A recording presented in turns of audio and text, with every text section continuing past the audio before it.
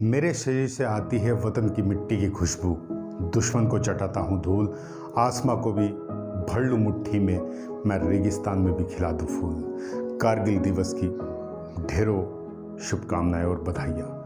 कारगिल युद्ध में भारत को मिली जीत के 22 साल पूरे होने की खुशी में देश भर में जश्न का आगाज हो गया है। कारगिल विजय दिवस इस युद्ध में हुए शहीदों को और जवानों के बलिदान को याद करने के लिए हर साल मनाया जाता है। ये लड़ाई भारत और पाकिस्तान के बीच कारगिल की ऊंची पहाड़ियों पर हुई थी, जिसकी शुरुआत पाकिस्तानी सैनिकों ने की थी। इन्होंने भारतीय हिस्से में घुसपैठ कर अपने ठिकाने बना लिए थे, लेकिन आखिर में भारत ने इन्हें खदेड़ दिया था।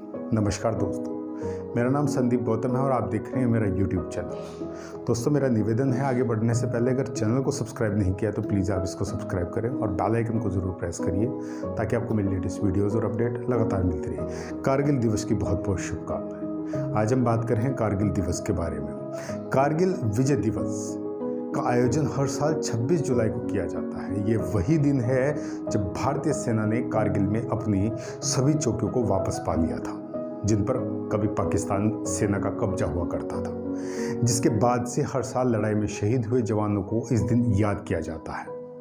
ये लड़ाई जम्मू कश्मीर के कारगिल जिले में साल 1999 में मई से जुलाई के बीच हुई थी। पाकिस्तान के तत्कालीन प्रधानमंत्री नवाज शरीफ को जानकारी दिए बिना तत्कालीन पाकिस्तानी सेना प्रमुख जनरल परवेज मुशर्रफ ने कारगिल में घुसपैठ कराई थी, जिसका नतीजा ये हुआ कि पाकिस्तान को वहाँ करारी हार का सामना करना पड़ा। भारत ने इस तरीके की एक्टिविटी को देखते हुए ऑपरेशन विजय की शुरुआत की थी।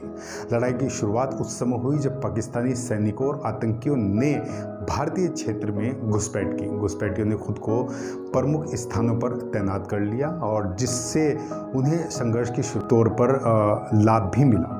ये कहिएगा कि रणनीतिक तौर पर लाभ भी मिला। स्थानीय चरवाहों द्वारा दी गई जानकारी के आधार पर भारतीय सेना ने घुसपैठ वाले सभी स्थानों का पता लगाया और फिर ऑपरेशन विजय की शुरुआत कर दी। शुरुआत में बेशक अधिक ऊंचाई पर होने के कारण पाकिस्तान के जो सैनिक थे वो ऊपर बैठे हुए थे, तो उनको काफ़ी फायदा हुआ, लेकिन इससे भी भारतीय सैनिकों का मनोबल कभी कम नहीं हुआ और आखिर में उन्होंने जीत का परचम कारगिल की चोटी पर लहरा दिया।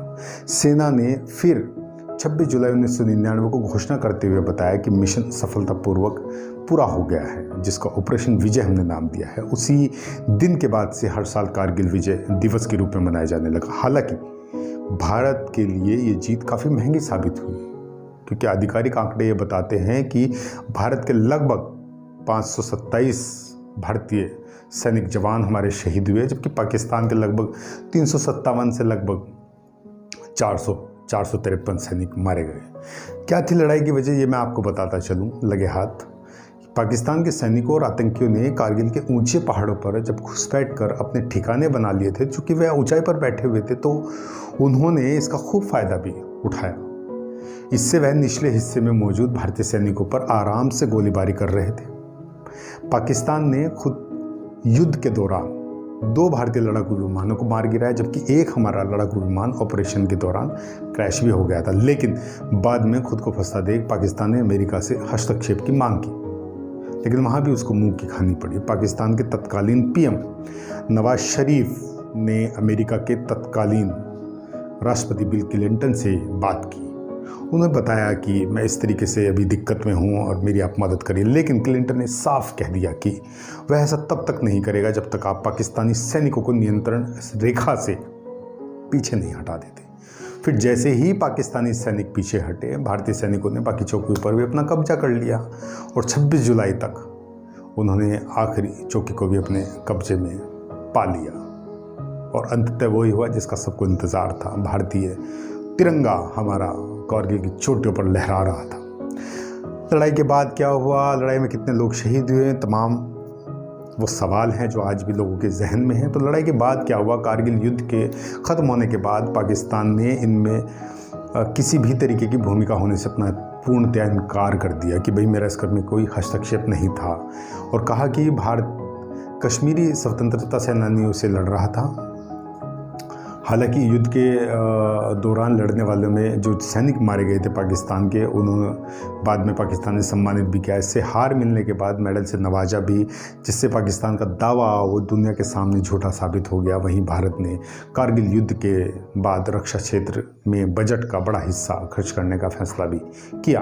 वीरता पुरस्कार से भी बहुत सारे जो हमारे जवान थे उनको नवाजा गया। 18वीं बटालियन द ग्रेडिनेट के सैनिक ग्रेडियर योगेंद्र सिंह यादव को परमवीर चक्र से नवाजा गया। प्रथम बटालियन 11वीं गोरखा राइफल के लेफ्टिनेंट मनोज पांडे को मरणोपरांत परमवीर चक्र भी वहां पर दिया गया। और 13वीं बटालियन जम्मू कश्मीर राइफल के कैप्टन विक्रम बत्रा, आपने नाम सुना होगा, को मरणोपरांत परमवीर चक्र से वहाँ नवाजा गया।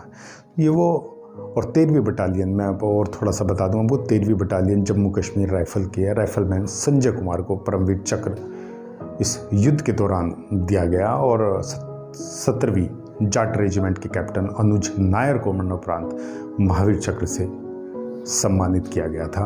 18वीं ग्रेनेडियर के मेजर राजेश सिंह अधिकारी को इस युद्ध में अपनी अभूतपूर्व योगदान देने के लिए मरणोपरांत महावीर चक्र से नवाजा गया। और 11वीं राजपुताना राइफल के कैप्टन हनीफ उद्दीन को मरणोपरांत परमवीर चक्र, या ये कहिएगा कि परमवीर चक्र से नवाजा गया। और वन विहार रेजिमेंट के मरियनपर सरवन को मरणोपरांत।